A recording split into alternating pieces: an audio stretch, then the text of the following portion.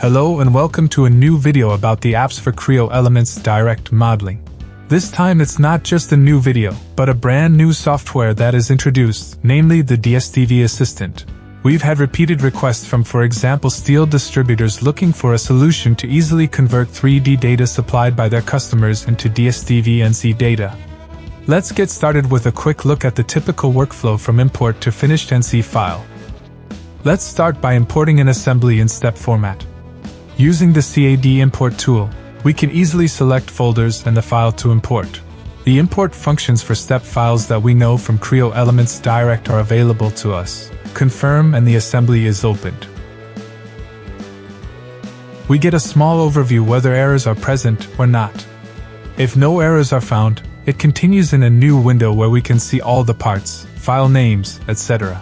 So in this case the part names including position numbers and part numbers. It is useful to have information about position numbers and part numbers in this example, because we can filter them out directly during the import and assign them to the parts. This is easily done by using hyphens in the names or, as I am doing here now, by specifying that the item number corresponds to characters 5 to 7 and clicking apply. As you can see, all components have been assigned the correct position numbers with little effort. We now do this again for the part number. For this I specify that the characters of the first to third digit should be used. Apply and this info was also assigned to all components. If this information is not available in the component names, you can of course use automatic numbering. Alright. I select all components, because I want to import the whole assembly and click apply. Another click starts the import. This takes a short moment, which I want to use to point out the check mark in the menu at Scan Profiles. With this option, the DSDV Assistant scans all imported parts to see if a known profile was used. A database of default profiles is supplied, but you can easily add exotic or custom profiles to this database, which will then also be auto-detected. Okay, now the import is finished and we see a list with the scanned profiles and their shapes, IDs and sizes. Alright, let's check all entries to the end of the list. As we can see, every single part has been detected, so we can just click apply. We have a new assembly here with all the parts, and as you can see in the description column, there is still some information missing. Let's take a look at these parts, and I'll hide the rest for now. Okay, the grading platform itself is rather a part for which we don't want to create NC data. I'll hide that one. Otherwise, only a few sheets are missing, which we now define with the Scan Sheet function. To do this, I only need to click on the reference surfaces, can proceed, and after recognition the then defined sheets are hidden, so that only the parts that have not yet been recognized are visible.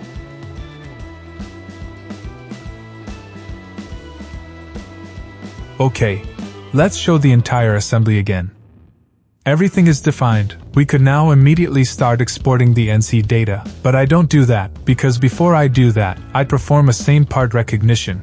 In this process, geometrically identical parts become instances, which are then simply listed with the corresponding quantity required. Alright, now follows the export of the DSDV NC data. We just have to assign an order and drawing number. Select the assembly to be exported and specify a storage location for the NC data.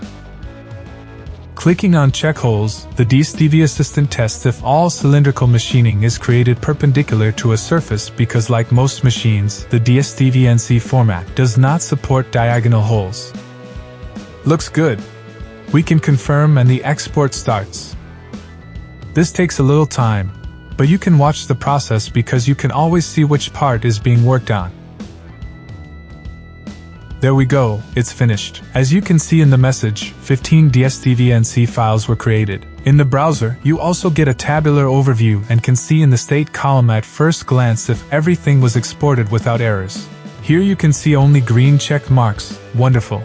But if errors are displayed here you also get a detailed error description with a click on the hint which helps you to find the error. By the way, erroneous NC files are not exported, so that no accidental use of these files can occur. I have now already opened the folder with the exported files, which we will now look at in a DSDV viewer. Here we see the different parts, like this HEB 240 beam with the bore holes. or this IPE with bores and cope cuts, and of course all other profiles and also the sheets. That brings us to the end of the video. If you enjoyed it, feel free to click like and subscribe to the channel. And if you have any questions, please don't hesitate to contact us. See you next time.